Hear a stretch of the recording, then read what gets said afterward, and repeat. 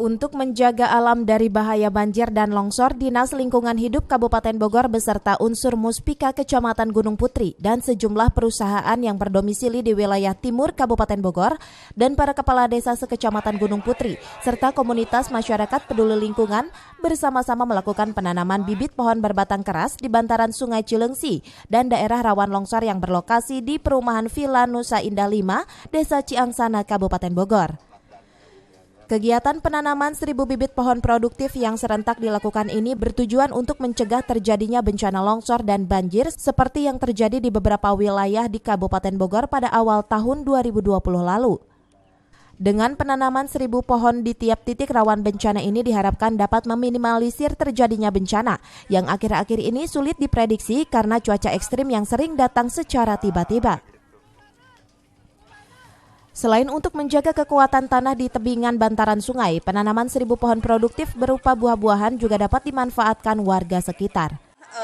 Kok bisa rejim sungai sebetulnya, karena dari ketika sungai kita menanam pohon berarti resapan air runoff berkurang, resapan air bertambah. Kemudian juga ini juga merupakan sumbangan oksigen yang sangat banyak ya. Kemudian juga dia juga bisa menyerap karbon.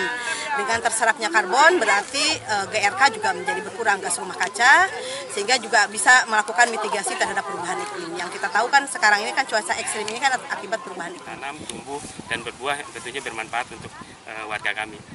Untuk perawatannya sendiri apakah akan melibatkan masyarakat atau dari desa aja gitu Pak? Untuk perawatannya nantinya akan melibatkan Desa Ciangsana dan wilayah di RW 13 di sini dengan RT-nya, dan tentunya di sini saya akan bentuk kampung ramah lingkungan KRL yang tentunya bisa merawat tanaman yang kita tanam hari ini.